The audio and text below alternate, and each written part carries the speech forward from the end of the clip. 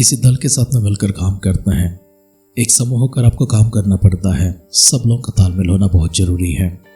लेकिन अपने समूह का अगुवाई आप करते हैं, आप उसकी नेतृत्व करते हैं। आपके साथ काम करने वालों में कोई अगर कमजोर है, निर्बल है, आपके साथ काम करने वालों में कोई अगर आलसी है, डरपोक है, आपके साथ काम करने वालों में अगर कोई बहाने बनाने वाले होते हैं, ऐसे लोगों को साथ में लेकर जाना और इनके साथ में काम कराते हुए कामयाबी को प्राप्त करना, ये तो असंभव की बात है। जो भी काम हम करते हैं उससे अगर सफल होना है, उससे अगर पूरा होना है, तो काम करने की मन रखते हुए जिज्ञासा को दिखाकर फुर्ती करने वाले लोग हमारे साथ अगर होते हैं, अगर वे ज्ञानी भी हैं, चतुर भी हैं, होनहार है, होशियार भी हैं, इनकी मदद से हम अपने काम को बहुत जल्दी कर सकते हैं, आसानी से कर सकते हैं। लेकिन हमारे साथ काम करने वालों में, हमारे दल में, हमारे आसपास, हमारे झुंड में कोई आलसी है, कोई निर्बुद्धि है, कोई डरपोक है और कोई है कि हर एक चीज़ में बहाने को बताने लगते हैं। ऐसे लोगों को साथ लेकर चलते हुए हम जिस सपने को पूरा करना चाहते हैं वो सपना ही रह जाएगा, कभी संभव नहीं हो सकेगा। तो हमारी कोशिश यह होना चाहिए कि हमारे संग रहने वाले अच्छे लोग हों, हमारे संग रहने वाले हमारे जैसे मन रखने वाले हों, हमारे साथ रहने वाले बात सुनने वाले हों, हमारे साथ रहने वाले फुर्ती करने वाले हों, आज्ञा पालन करने वाले हों, हमारे साथ काम करने वाले जिज्ञासा को रखने वाला होना चाहिए। हमारे संग चलने वाले हर एक व्यक्ति हमारे जैसा मन वाला होना चाहिए और हमारे मन को जानकर, हमारे मन को पहचान कर, हमारे उद्देश्य को जानकर, हमारे दर्शन को जानकर, हमारे मकसद को पहचान कर उसे अपना बनाते हुए उसके साथ में चलना चाहिए। इस्राएल की यात्रा में हमने पिछले 2 दिनों में देखा था किस तरह से उन्होंने बुड़बुड़ाया था, यहाँ तक कि प्रधान लोगों ने वो बुड़बुड़ाया था। उसके बाद हमने कल के ध्यान में देखा मरियम और हारून भी मूसा के खिलाफ होते हैं। परमेश्वर ने उनसे कहा, मेरे सेवक मूसा के खिलाफ बोलने के लिए तुम क्यों नहीं डरे, जिसके साथ मैं आमने सामने होकर प्रत्यक्ष रूप में बातें करता हूँ। मरियम की कोढ़ के कारण वो 7 दिन तक अशुद्ध रहना पड़ा, छावनी से बाहर रहना पड़ा। 7 दिन बीत जाते हैं, उसके बाद कूच करने का समय आता है। तो परमेश्वर ने मूसा से क्या कहा है और मूसा किस तरह से इस्राएल को चलाते हैं। मूसा एक बड़ी जिम्मेदारी को देकर इस्राएल के प्रधानों को आगे भेजते हैं। मूसा की बात के अनुसार जाने वाले लोगों का मन किस तरह से है, जैसा आरंभिक शब्दों से हमने परिचय में सुना है, क्या इस प्रकार के लोग हैं या फिर वैसे लोग हैं जो मूसा के मन को जानते हैं, उनके मन को पहचानते हैं और उनके उद्देश्य के अनुसार, उनके दर्शन के अनुसार चलने वाले लोग हैं।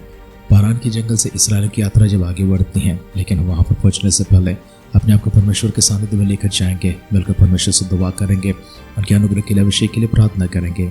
आए मिलकर परमेश्वर के वचन को ध्यान करते समय प्रार्थना पर अपने आप को समर्पण करेंगे, सर्वशक्तिमान परमेश्वर के सानिध्य में जाकर मिलकर एक मन होकर प्रार्थना करेंगे। एक नए दिन परमेश्वर अपने सौभाग्य के रूप में हम सबको प्रदान किया है। शुक्रगुजारी के साथ हम आपके सानिध्य में आते हैं और आपकी महिमा करते हैं, आराधना करते हैं, प्रशंसा करते हैं। हमारे आगे के समय परमेश्वर आपकी दृष्टि में लेकर आते हैं। इस्राएल की यात्रा के माध्यम से आप हमसे बातें करने जा रहे हैं। परमेश्वर पवित्र आत्मा के अभिषेक के लिए दुआ करते हैं, आत्मा का अगुवाई के लिए दुआ करते हैं, समझ के लिए प्रार्थना करते हैं, आपकी विशेष अभिषेक में हम सबको चलाने के लिए प्रार्थना करते हैं। आपके वचनों को जान सके, पहचान सके, परमेश्वर आपके उद्देश्य के अनुसार हमारे जीवन को समर्पण कर पाए। हमारे इस यात्रा रोज हमारे साथ दीजिए, हमसे बातें कीजिए। हमारे सारे परिजनों को छूने के लिए दुआ करते हैं, सर्वसामर्थ से भरने के लिए प्रार्थना करते हैं, अगुवाई में चलाने के लिए दुआ करते हैं। सारी कमजोरी को दूर रखिए, बीमारियों को दूर रखिए, आपकी अगुवाई भरी हाथ उनके ऊपर रखिए, आशीषमान हाथ उनके ऊपर रखिए, चंगाई भरे हाथ उनके ऊपर रखिए। सामूहिक शक्ति से स्पर्श के प्रभु ने छूने के लिए प्रार्थना करते हैं। इसी वक्त परमेश्वर को स्वतंत्र करने के लिए प्रार्थना करते हैं। आपके छुटकारा से परमेश्वर को छोड़ने के लिए दुआ करते हैं। आपके स्वर्गीय महिमा के साथ में अभिषेक के साथ प्रभु जी हर एक व्यक्ति को भरने के लिए प्रार्थना करते हैं। आगे के वचन से प्रभु हमसे बातें कीजिए, सारी महिमा प्राप्त कीजिए। हमारे उद्धारकर्ता प्रभु यीशु मसीह के नाम से इस प्रार्थना को मांगते हैं, सुन और कबूल कर पिता। आमेन, आमेन, आमेन। आध्यात्मिक जीवन की दैनिक खुराक सुन रहे हमारे सारे प्रिय श्रोताओं को, परमेश्वर के प्रिय भक्तगणों को प्रभु यीशु मसीह के नाम में प्यार भरा जय मसीह की सुप्रभातम और शुभोदय कहते हुए हम सबका मनपसंद ध्यान के अंदर आध्यात्मिक जीवन की दैनिक खुराक में और इस नए दिन में आप सबका स्वागत करते हैं। प्रार्थना पर हमारे ध्यान को आगे बढ़ाते हैं। हमारी दिन की किताब 13वें अध्याय में चल रही है और उसका पहला वचन से पढ़ते हुए ध्यान को आगे बढ़ाएंगे। फिर यहोवा ने मूसा से कहा, कनान देश जिसे मैं इस्राएलियों को देता हूँ, उसका भेद लेने के लिए पुरुषों को भेज, वे उनके पुत्र के प्रति गोत्र का प्रधान पुरुष हो। यहोवा से आज्ञा पाकर मूसा ने पुरुषों को पारान जंगल से भेज दिया, जो सब के सब इस्राएलियों के प्रधान थे।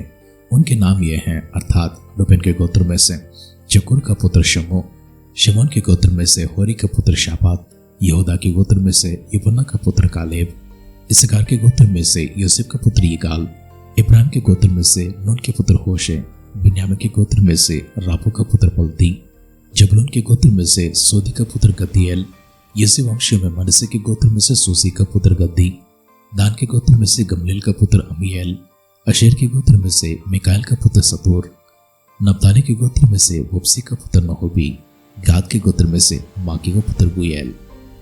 जिन पुरुषों को मूसा ने देश का भेद लेने के लिए भेजा था उनके नाम यही हैं, और नून के पुत्र होशे का नाम उसने यहोशू रखा। उनको कनान देश के भेद लेने के लिए भेजते समय मूसा ने कहा, इधर से अर्थात दक्षिण देश से होकर जाओ और पहाड़ी देश में जाकर उस देश को देख लो कि कैसा है, और उसमें बसे हुए लोगों को भी देखो कि वे बलवान है या निर्बल, थोड़े है व बहुत, और जिस देश में वे बसे हुए हैं वो कैसा है, अच्छा वो बुरा, और वे कैसी कैसी वस्तुएं बसे हुए हैं, और तंबू में रहते हैं व गढ़वाले किलों में रहते हैं, और वे देश कैसा है, उपजाऊ है व बंजर, और इसमें वृक्ष है व नहीं, और तुम हियाव बांधे चलो और उस देश की उपज में से कुछ लेते भी आना। वह समय पहली पक्की दाखों का था। सो वे चल दिए और सीनाम जंगल से राहोब तक जो हमाद के मार्ग में है, सारे देश को देखभाल कर उसका भेद लिया। सो वे दक्षिण देश से होकर चले और हेब्रोन तक गए। वहां हिमान, शेशे और तलमै नाम अनाक वंशी रहते थे। हेब्रोन तो मिस्र के सोवान से 7 वर्ष पहले बसाया गया था। तब वे एशकोल नारे तक गए और वहां से एक डाली दाखों के गुच्छे समेत तोड़ डाली और 2 मनुष्यों से एक लाठी पर लटकाए हुए ले चले गए, और वे अनारों और अंजीरों में से भी कुछ कुछ ले चले। इसराइली वहां से जो दाखों का गुच्छा तोड़ लाए थे, इस कारण स्थान का नाम एशकोल नारा रखा गया। 40 दिन के बाद वे उस देश के भेद लेकर लौट आए और पारान जंगल के कादेश नाम स्थान में मूसा और हारून और इसराइलियों की सारी मंडली के पास पहुंचे और उनको और सारी मंडली को संदेश दिया और इस देश का फल उनको दिखाए। उन्होंने मूसा से यह कहकर वर्णन किया कि जिस देश में तो हमको भेजा था उसमें हम गए, उसमें सचमुच दूध और मधु की धाराएं बहती हैं और उसकी उपज में से यही हैं। परंतु उस देश के निवासी बलवान हैं और उसके नगर गढ़वाले और बहुत बड़े हैं। और फिर हमने वहां अनाक वंशियों को भी देखा। दक्षिण देश में तो अमालेकी बसे हुए हैं और पहाड़ी देश में हित्ती, यबूसी और एमोरी रहते हैं, और समुद्र के किनारे किनारे और यरदन नदी के तट पर कनानी बसे हुए हैं। पर कालेब ने मूसा के सामने प्रजा के लोगों को चुप कराने की मनसा से कहा, हम अभी चढ़ के उस देश को अपना कर ले, क्योंकि निस्संदेह हमें ऐसा करने की शक्ति है। पर जो पुरुष उसके संग गए थे उन्होंने कहा, उन लोगों पर चढ़ने की शक्ति हमें नहीं है, क्योंकि वे हमसे बलवान हैं।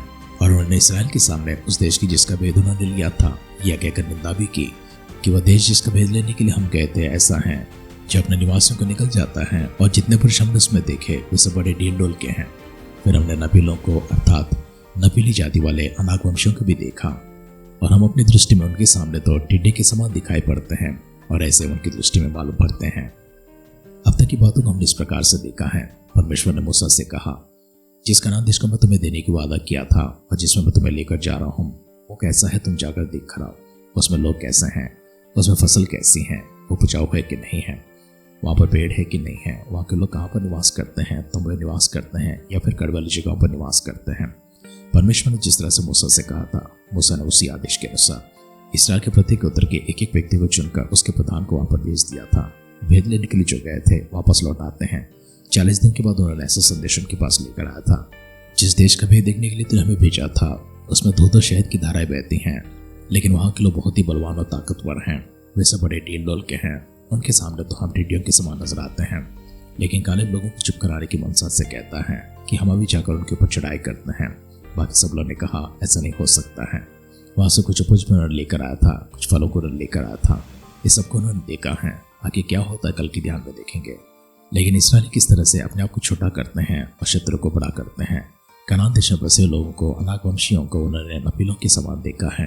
ये नपील कौन है, अनाक वंशी कौन है, हम इनके बारे में गौर करते हुए हमारे ध्यान को यहाँ पर समाप्त करते हैं।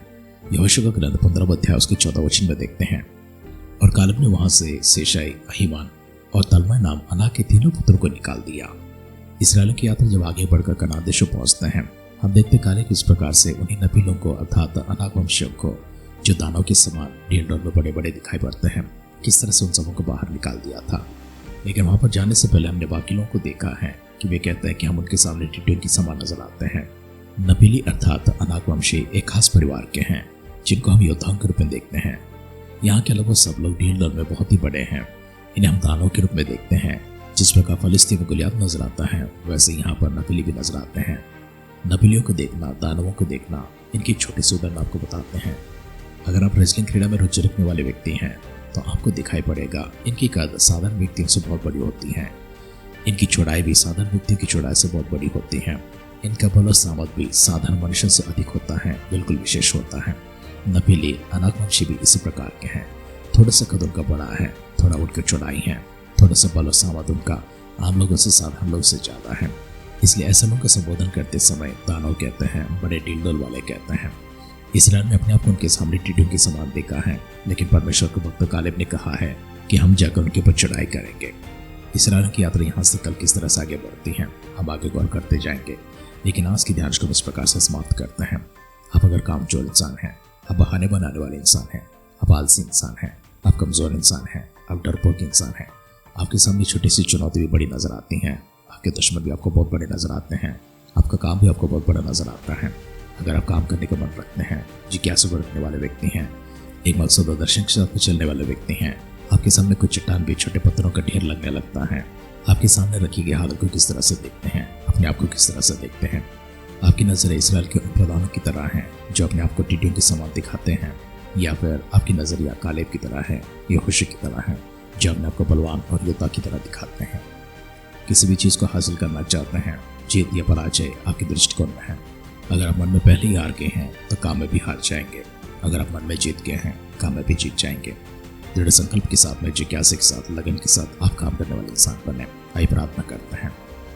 ढेरों बरकतों को हमारे पास लेकर आते हुए, हर मकसद में, हर दर्शन में हमारा साथ देते हुए, हमारी प्रणाली को प्रभु जी आपके साथ ताल मिलाते हुए, हमारे संग रहते प्रभु जी हम सबको चलाने वाले हमारे अनुग्रहकारी पिता परमेश्वर, धन्यवाद के साथ, आभार के साथ फिर से एक बार इन वचनों के लिए आपकी स्तुति करते, महिमा करते हैं, आराधना प्रशंसा प्रभु जी आप की करते हैं। आभार के साथ में प्रभु जी इन वचनों को फिर से एक बार स्वीकार करते हैं। पवित्र आत्मा का अगुवाई हमारे ऊपर रखिए, अभिषेक हमारे ऊपर रखिए, सामर्थ हमारे ऊपर रखिए, वचनों के आधार पर हम लोग चल पाए, आपके स्वर की महिमा को देख पाए प्रभु जी। हमारे कदम परमेश्वर कामयाबी की ओर और स्वर की ओर चल सके।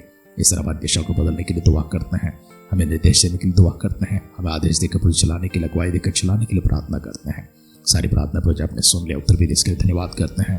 प्रवेश मसीह के बादलों के आगमन के लिए बहुत ही कल सुबह फिर से एक बार हम सब लोग मिलकर आराधना करने के लिए हमें जीवित और तंत्र संभाल कर रखिए। अगर ऐसा ना हुआ, स्वर्ग राज हम सबको शामिल करने के लिए दुआ करते हैं। प्रार्थना परमेश्वर अपने सुनकर देवतन के लिए धन्यवाद करते हुए हमारे उद्धार करता प्रवेश मसीह के नाम से इस प्रार्थना को मांगते हैं। सुनो कबूल करता। आमेन, आमेन, आमेन।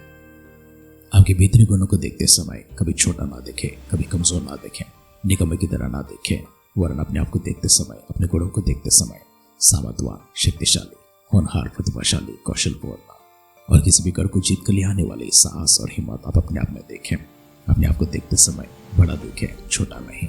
परमेश्वर की महिमा, परमेश्वर की सामर्थ, परमेश्वर का अभिषेक और उनकी सामर्थ आपके पर हमेशा उतराते रहे। हमारी इस दुआ कामना के साथ आज के ध्यान के समाप्त करते हैं। आप सुनते रहिए, सुनाते रहिए आध्यात्मिक जीवन की दैनिक खुराक। कल फिर मिलेंगे। अपना ख्याल रखिए, अपनों का ख्याल रखिए, दूसरों का भी ख्याल रखिए। God bless you.